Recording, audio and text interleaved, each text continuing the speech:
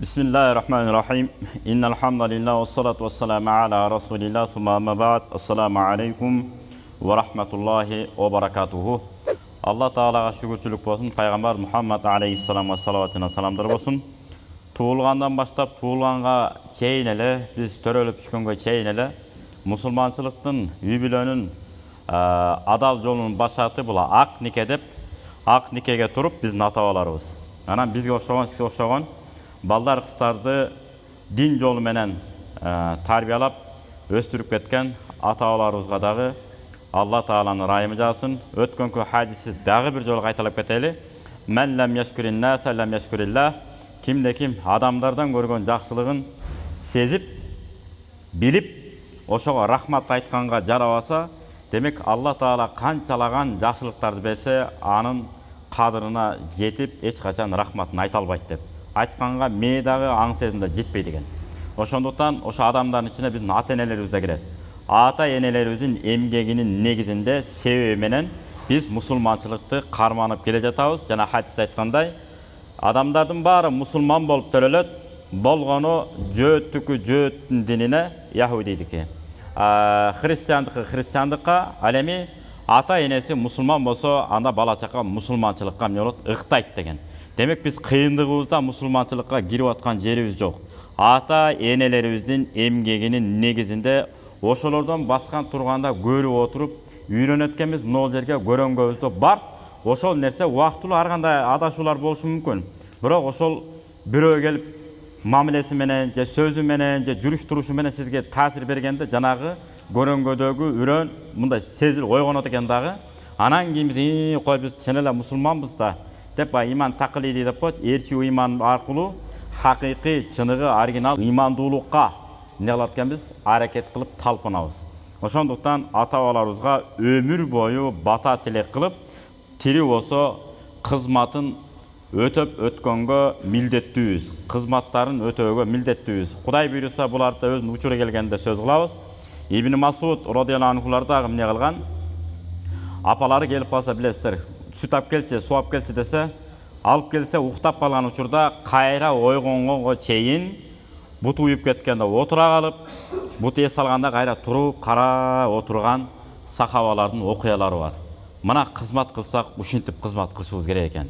Сиз окумуштуусузбу, же жөнөкөй бир чабансызбы, же билегиңиз жоон күчтүү адамсызбы, же жөн эле илимпоз өнөр адамсызбы, айырмасы жок. Ата-эне үчүн баарыбыз бирдей жөнөкөй бир баласы бойдон калышыбыз керек экен, чындап эле. Ошондой сезим менен балдарыбызды чоңойтуп алдыкпы, жалган жокпузбу? Эгерде чоңойто элек болсок, мынакей Рамазан айы кирип келе жатат. Өткөнкү тамактануу адебин Кудай буйруса, мына орозо темасынан бир аз сөз кылып козголуп алалы, жылып алалы алдыга. Анан ал темабызды улантабыз. Мына Рамазан айы кирип келе жатат. Кудай буйруса 12си бир күн нары бери болуп калышы мүмкүн.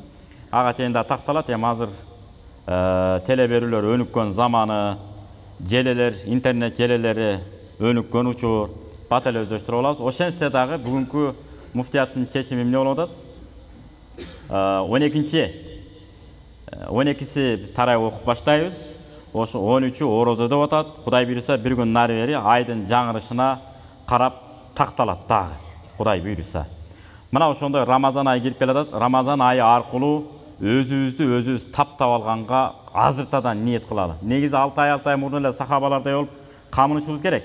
Бирок көрпендечиликкен, пендечилик тагыраак айтканда ар кандай тиричиликке, кээ-бири ден соолугуна, кээ-бири үй бүлөлүк маселелерге байланыштуу ар кандай себеп менен эсибизден да чыгып кетет экен. Биз Рамазан айына Кудайым, кандай эле тулпар, жорго жана башка жаныбарлар жарышка чыгарыш үчүн, негизи эле бир жаныбар таптап өстүрүш үчүн атайын белгилүү убактысы бар. Ошол жерде таптап, учуруп, же болбосо чуркатып, жана башка машыгууларды өткөрүп анан кийин жарышка чыгарып атат го. Ошол сыяктуу бир жылда 12 ай бар экен. Ушу 12 айдын 11 айына туруштук бере ала турган. 11 айга шарият көрсөткөндөй жашап кетейинчи Кудайым деген ниетте ушу Рамазан айынын шарапаты менен өзүмдү тарбиялап алайын. Өзүмдү ислам дининин эрежелерине калыптандырып алайын. Ушу жолго түшүп алайын деп жакшы бекем ниет кылалы. Эч ким төрөлгөндө илимпоз, bir takva olup törölbeyt ekенбиz. Бардыгыбыз окшош болуп эле төрөлөт экенбиз. Бирибиз алтын денелүү, бирибиз күмүш денелүү, бирибиз жөнөкөй денелүү болуп төрөлбейт экен. Бардыгыбыз оп-окшош бирдей абалда төрөлөбүз. Анан өтүп кеткенден кийин бул даражалуу адам эле деп даражалуу кепинге, бул даражасы орто эле орточого, бул жөнөкөй бир адам эле буну жөнөкөй бир кепиндейли дебейт экен. Айырмасы жок. Даражалуу, даражасызбы, байбы, кедейби, окумуштуу, окумуштуу эмеспи, баягы эле ылбыраган кездемелердин эң арзаны болгон бар андай да, бирок негизи арзан болгон баягы эле ак кепинге оролгон бойдон кетет экенбиз. Ошол дагы насип болсо, кээде ал дагы насип болбой калышы мүмкүн экен. Ар кандай себеп менен. Самолетто кетип башка болуп атат, көрүп атасыздар. Же болбосо сууга чөгүп кетип башка болуп кетип атышат. Андан Кудай сактасын. Мына ошондой кепин менен оролуп кетерибизди сезгенден кийин, ушу Рамазан айы менен мүнөзүмдү өзүм оңдоп алайын. Күнөө ишти жасайын деп баштаганда, кой, сен Рамазан айында орозосуң. Сөгүнөйүн деп баштадым, ялат, сен орозосуң, кой, сөгүнбө. Кыскасы, өзүңүз эмне кылышыңыз керек, контролдоп, мындайча айтканда денеңизден үстүгө чыгып алып, үстү жагыңызга чыгып алып, төбөгө чыгып алып, өзүңүздү карашыңыз керек экен. Биз ар кимди карай берип атпайбыз. Бул мынтип окуйт экен, бул мынтип жүрөт экен, кебетесин карасаң мындай экен деп сын пикир айтып, сүйлөгөн сөзүнө чейин. Мисалы, муну сүннөттөн сүннөткө амал кылбайт экен, мындай кылбайт экен, тигиндей кылбайт экен деген мааниси, мисалы Алла кабыл кылсын, сиз түнү менен тахажжуд окуйсуз, Куран окуйсуз, зикир кыласыз, жана башка ибадат жасайсыз. Анан кокус баягы рахатын тартып алгандан кийин устат бүтпөсөчү, бул жаман экен. Адамга ой келет экен. Элдин баары тахажжуд окубагандай, сиз эле тахажжуд окуп аткандай сезилип калышы мүмкүн. Эгер устатыңыз болбосо, атайын сизди тарбиялаган устатыңыз болбосо ошондой болот экен. Ошондо шайтан азгырат экен аны. Сен тахажжуд окуп атасың. Дайыма дарат менен жүрүп атасың. Керек болсо даратканага кирдиңби, чыгып эле кайра дарат алып түшүп кетип атасың. Сенден өткөн таква барбы? Деп шайтан кулагыңызды мындайынан келтирет экен, каныңызга, денеңизге бүт жака кирет экен. Шайтан бир эле жерден кире албайт экен. Таквалыкка, ыхласка гана кире албайт экен. Ыхлас бар го, кадимки Алла үчүн гана деген ыхласты ким отургузган болсо көкүрөгүнө, алхамдулилла, ошол жерден гана, ошол дарбазадан гана бузуп кире албайт экен. Башка учурда кирип кете берет экен. Илимиңиз аркылуу кирет экен. Сен карачы. Сен сүйлөгөндө адамдар муюп калып атат го, муюп. Укмуш аят, хадис, жана башка бир акыл насаат сөздөрдүн бардыгын аалымдар тафсирледи, хадистердин ачыктамаларына чейин байланыштырып келтире сүйлөйсүң. Сенден өткөн кыйын адам барбы деп туруп, ошол жага аркылуу кирет экен. Керек болсо, же болбосо ден соолугуңуз, же болбосо бир даражаңыз аркылуу деле шайтан кирип келе берет экен. Бирок ыхласты ойготуп алган болсоңуз, Кудайым буйруса, ыхлас аркылуу шайтан кире албайт экен. Калыс Алла үчүн. Бирөөгө жакшылык кылдыңызбы? Алла үчүн. Намаз окуп атасызбы? Алла үчүн. Сүннөт амалдарды аткарып атасызбы? Пайгамбарыбыздын. Алла үчүн аткарып атам. Мен эшмат ташмат көрсүн үчүн жасаган жокмун деген сезим менен бекем орношуп калган болсоңуз, Кудайым берди да анда, Кудайым берди. Мисалы, жума намазга келип атабыз. Балтабай же Тешебайга көрүнгөнү келген жокпуз да. Алла Тааланын буйругун аткаруу үчүн, калыс Алла Тааланын ыраазылыгы үчүн деп келип атабыз. Ушу сезим менен келип кете беришибиз керек экен. Мына Кудайдын бергени ушул экен. Ошондо эч кимден эчтекени күтпөйт дагы экенбиз. Муну каяктан алып атабыз? Пайгамбар Мухаммад саллаллаху алейхи ва саллям хадисте мындай дейт: "Ликулли шейин закатун ва закатун нафси ас-сауму." Араб тилинин грамматикасында хабар деп коет, кыргыз тилинин грамматикасында баяндооч дейт. Ошол хабар деген сөзгө баяндоочко алифлам деп коет, бул басым жасаш үчүн, белгилүү кылуу үчүн коюлат. Алифлам деген арабча билгендер болсо түшүнөт. Ошол алифлам киргизбей эле айтыш керек болчу. Бирок Молла Жами деген бар, Кафия деген китеп бар, грамматика китеп, кыска китеп, өтө терең маани камтыган. Грамматика китептердин эң атактуу китептердин бири. Ошол китептин ачыктамасы Молла Жами деген бар, Шарх Молла Жами. Ошол китептерде дагы келтірет, хабарға алифлам кірет, басым жасаш үшін деп. Анысыңары пайғамбар Мұхаммад алейхиссалам бұл жерде айтып отады, ас-сауму деп алифлам кіргізіп отады. Әрбір нәрсенің зекеті бар, әлемі напсінің зекеті, дененің зекеті бұл ораза дептір. Мұнағы денеміздің, напсіміздің тізгінін тартып, өй, қой, сен бір тамчы судан жаралып, қайра өлгөндөн кейін бір тарп еткелі айланасың. 2 саат, 3 сааттан кейін, көп майы тұзатқан ақсақалдардан сұрап көрсеңіздер, майек дешкенде. Біз ақсақалдардан да микрофонды жұлу олатпайыз бі кейде. Демел ақылман болып, биларман болып, бір-екі іш бүтірген болсақ, өзімізді ученый сезіп кетеді екен біз. Ошондой ақсақалдардан сұрап көрсеңіздер, айтып береді ақсақалдар. 2 саат, 3 сааттан кейін адамдың денесінен жыт шығып баштайды туғандар. Майт өтті, адам өтті. Өткөнден кейін ашпаса 3 саат, 4 саат туғандар. 3 саат, 4 сааттан кейін денесінен жыт шығып баштайды. Авалың, анан ешкім жолобай қалады. Bir туған емес, атене деле чында кел. Атене бая кыргызда соны сөз бар. Атам десе дедирсин, ботом дедирбесин деген. Керемет сөз булар. Аят хадистерди түшүнгөнгө биздин ата-бабаларыбыздын накыл сөздөрү тепкич болуп берет бизге. Ошон теп бар чыгып аят хадиске кирип барсак, алхамдулилла. Словарный запас, орысча айталычы. Сөз байлык. Сөз байлык болуп берет биздин ата-бабалардын учкул сөздөрү. Аят хадис бул өтө жогорку деңгээлде жазылган. Кээде түшүнбөй калсын. Сахабалар да түшүнбөй калган аяттарды кээде. Пайгамбар ачыктап бермейинче. Ошого бир аят келет го, мына жерде аят бар. Бисмиллахир-рахманир-рахим. وَكُلُوا وَاشْرَبُوا حَتَّى يَتَبَيَّنَ لَكُمُ الْخَيْطُ الْأَبْيَضُ مِنَ الْخَيْطِ الْأَسْوَدِ مِنَ الْفَجْرِ. Sadaqallahul azim. Allah Taala Kur'anda айтып отады. Жегиле, ичкиле, орозо учурда айтып отады. Ак жип менен кара жиптин айырмасы көрүнгөнгө чейин деп. Ошондо бир сахаба кечинде жатканда ак жип менен кара жипти жанына коюп алып, улам тамак жеп экен эртең менен турганда. Улам карап койчу экен деп. Ак жип, кара жип көрүнө баштады, анан токтотуп койчу экен. Анан ошону пайгамбарыбыз көрүп калып, "Эмне кылып атасың?" десе, "Куранда айтып тур го, өзүң айтып бердиң го өткөндө. Ак жип менен кара жип көрүнгөнгө чейин жей бер дегенге, ак жип менен кара жипти карап атам" дейт. Коку, аерде салыштыруу иретте айтылган. Ак жибиң бул ак таң, кара жибиң бул кара таң, күн менен түн деген сөз. Ошол өкмөтө жерге жарык жүрө баштаганда токтотуп кал деген сөз. Экинчи алымдар этияттык үчүн күн чыгыштагы башталган таңды айтып атат. Ошол таңды улантып башталгандан кийин, анан кийин эмне кыласыз? Токтотосуз деген мааниде айтылган. Кээ бир алымдар ачыктайт, алыс жака буудай менен арпаны үйүп төгүп койсо, кайсынысы арпа, кайсынысы буудай. Ошонун айырмасын билгенге чейин тамактана бер дегенди айтат. Ошого моллайлык карайды, этияттык үчүн күн чыгыштагы башталган таңды эле токтотуп салыш керек деп. Ошон үчүн кээ бир молдо келип кандай багымда туагы башталар менен токтотуп деп атасың. Кээ бириңер 10-15 мүнөт кичине боло берет деп атасыңар. Бул кандай десе, жана экинчи далилдин негизинде да.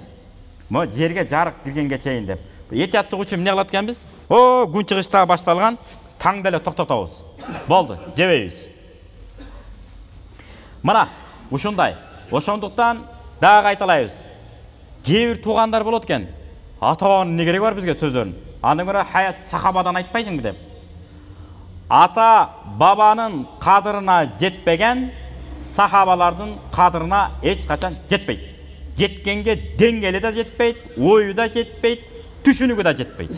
Ушинтип жеселе айталычы. Ата-бабаларыбыздын айткан деген сөзүнө терең маани берген адам сахабалардын сүйлөгөн эмес, баскан турганына элестетип, демеле, ичине чейин кирип барып түшүнөт экенсиз. Эмне үчүн? Сиздин сөз байлыгыңыз, ой жүгүртүүңүз терең болгондуктан. Муну ол жер катып калган болсо, кээ биринин флешкалары ушундай да, гигалар, билесиздер. 100 болот, 1000 болушу мүмкүн ар кандай. Өзүнүн оюнан башка эчтеке батпайт. Бир китепти тыгайын десе да тыгылбайт ага. Эгерде сиз томдогон китепти мына жака батырып алган болсоңуз, иншалла пайгамбарыбыз убагынан баштап кыямат күнгө чейин жооп бере турган Кур'ан-ы Карим жеңил эле батат экен да мээңизге. Рахат алып окуй берет экенсиз. Не деген аят? Мына аят бар, мисалы, бисмиллахир-рахманир-рахим. Кулу вашрабу ва ла тусрифу иннаху ла юхиббул мусрифин. Жегиле, ичкиле, бирок ысырап кылбагыла. Алла Таала ысырап корчуларды жаман көрөт. Ушуну биз сырткы эле маанисин түшүнүп алат экенбиз кээде. Баягы жеп турган ыргытып бирбе. Өзүңө кусаңа, ашказаныңа бата турган эле тамак кылып же деп эле түшүнүп алышыңыз мүмкүн экен кээде. Эми туура, алдагы туура. Андан тышкары ашказаныңызга күч келе тургандай, кереги жок тамактарды да алып кирип ичиңизге кээ бирөө ушинтип айтат го, досторун тамашалап. Менин досум жебейт, алып кирет деп. Тамакты мындай алып киргендер бар. Мактанып айтат. Болгондо да мен 10-15 шишкебекти мындай алып кирем депчи. Мактанып отурганда кышылдап турат. Домон кышылдап. Эмне кереги бар эми ошончолук жеп? Жеде, астан жеде, кусаңыз бир кесе оокатка тоет. Болду да. Эмне кереги бар? Андан тышкары да алып келип мактанып, мен эми бир порция тамак жейм, ана 5-6 мантыны мындай себелеп коем деп. Мактанып. Эртең ден соолугуңуз себеленип калышы мүмкүн. Ошону айынан. Мына Кур'андагы аяттар. Эгер биз ошон үчүн ата-бабаларыбыздын сөзүнө маани берген болсок, машалла, карачы, не деген аят деп, аят менен ой толгоо кылып, тим эле ички маанилерине кирип алып, жыргайт экенбиз. Ошондуктан ушундай аалымдар болгон. Кээ бири бейиштин бир аятын окуп атып, орукчан болуп, ошондон ары о дүйнөгө кеткен дагы окуялар бар. Кээ бири тозоктун жөнүндө айтылган бир аятты окуп алып, ошону окуй берип, ушул акыбалга мен эртең кирип калбаймынбы? Ушул акыбалга мен эртең түшүп калбаймынбы? Эртең мен тозок болуп калсам, ушинтип кыйналып калбаймынбы? Деп ичине кирип, ойлонуп, ой толгоо кылып, окуй берип, ошонун айынан бул дүйнөдөн ошо менен өтүп кеткендер да бар экен. Өмүрү өткөнчө. Мына ошондуктан дайыма ата-бабаларыбыздын кадырына жетишибиз керек. Ошолордун эмгегине өмүр бою рахмат айтканга милдеттүүбүз. Ошолор эмгек кылып кеткенин себебинен Алла Таала бизге монда жаркыраган байрагы бар, туусу бар, жана герпи бар. Мамлекетте жашап атабыз. Мына бүгүнкү күндө тилчилерибиз дагы айтып атат. Байрак, туу деп айтпай, асаба деп эле айткылачы. Ошонун ичине байрагы да кирет, туусу да кирет деп. Бар аталыштары бар да билесиздер. Кайерин туу деп айтат, кайерин байрак деп айтат, кайерин атап жалпы айтканда асаба деп айтат. Ошолордун баарына маани бериш үчүн кайра эле адабий китеп окуш керек экен. Адабий китептерди окубасак каяктан? Эчтекени түшүнбөйт экенбиз. Халид ибн Валид болгон экен. Анан байрак көтөргөн экен, бириси туу көтөргөн экен дейт экенбиз. Экинчи, үчүнчүбүз келет экен дагы асаба көтөргөн деп айтат экенбиз. Ошо менен болбогон неме менен талашып тартышып жүрө берет экенбиз. Эгер адабий китептерди терең окуган болсок, Халид ибн Валид радияллаху анху бекер айтпаптыр да. Силер уру болгула, улут болгула. Уру экениңерди, улут экениңерди мындайча айтканда бүгүнкү тил менен түшүндүргөндө, тереңирээк түшүндүргөндө, мамлекет болуп жашагыла. Ошо мамлекет экениңерди далилдеп турган асабаңар болсун дептир. Ошол асабаңар жерге кулап калса, биз силерди алсыз коом деп билебиз деген. Кимдин сөзү бул? Пайгамбарыбыздын аскер башчысы Халид ибн Валид радияллаху анхунун сөзү. Алым же бир эшмат ташмат эмес бул. Пайгамбарыбыздын аскер башчысы болгон. Ушунун керемет сөзү. Демек, биздин Кыргызстан мамлекетибиз мамлекет болуш үчүн сонун асабабызды иштеп кетишкен экен. Ошолорго өмүр бою дуа кылганга, бата кылганга биз милдеттүүбүз. Дагы бир кызык окуя айтайын. Мына Чыңгыз Айтматов деген чоң жазуучу атабыз бар. Бизге ата эле болуп калды киши. Улуу муундан да. Ушу кишинин бизде салтыбызда бар. Адам дүйнөдөн өткөндөн кийин кийип жүргөн кийимдерин, колдонуп жүргөн буюмдарын бейбечараларга же болбосо өзүнүн бир туугандарына эмне кылып жиберет? Таратып жиберебиз биз. Атайын, бир чети кайрымдуулук, экинчи чети майыттын мойнунда эчтеке калбасын, кыямат күнү ошого да жооп берип калбасын деген хикмат, даанышмандык бул. Мына биздин ата-бабалардын акылдуулугу. Ана ата-бабалар жасаган нерсени бир нерсени кыла албайт экенбиз, аларга кайра сын пикир айтат экенбиз. Мына ата-бабалар. Ошондон бир окуя. Bir студент кызга кичинекей эски Союз убагындагындай мындай портфель сыяктуу акча салгыч, анча-мынча жеңил паспорт салгыч сумка тийип калат, сумкача. Кичинекей. Ана ошол мага ушул тийип калдыбы дегендей мындай нааразы болуп, бир ыраазы болгонсуп алат экен. Алып туруп анан ичин карап атса, ички чөнтөгүндө кычыгында бир арабча жазуу бар экен. Анан аны ачып, бери көзү алып караса, аятал курсу бар экен. Көрсө, ош дайыма көтөрүп жүргөн сумкачасы экен, өзүнүн. Чыңгыз айтматыптын. Ошону окуп алып көрсө, аятал курсуну дайыма окуп жүрчү экен да өзү. Туугандар айтып ошо бирөөсү, "О, буну окуп жүрчү дайыма" деп. Манакей. Ошондой инсандардын дагы башка толтура Касым Тыныстаны, Жусуп, алар ар бир өз-өзүнчө сабак болот эгер айта берсек. Ошолордун эмгеги менен, негизи менен мынакей Советтер Союзу кычырап турганда Бисмиллахир-рахманир-рахим деп баштаган жыйындар болгон. Омө муну бисмилла деп атабы десе, бисмилла менин ураным. Бисмилла менин салтым. Бисмилла менин сөз башым. Тамак жегенде да бисмилла менен жейм, мал сойгондо да бисмилла менен соёт бизде. Ошон үчүн мен сиздерге адат катары, салт катары айтып коюп атам деп коюптур да, карабайсызбы кайра.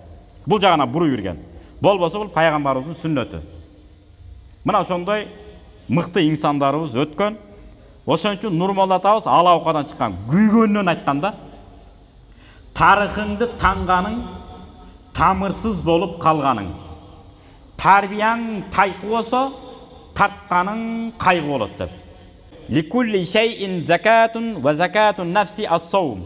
Ар бир нерсенин зекети бар, тазалай турган нерсеси бар, мезгили бар. Ал эми напсынын, дененин зекети бул орозо деп. Демек ичибизге толуп калган шылагы, пылагы, башкасы аны ниет кылбастан калыс Алла Таала буйруп койгон экен.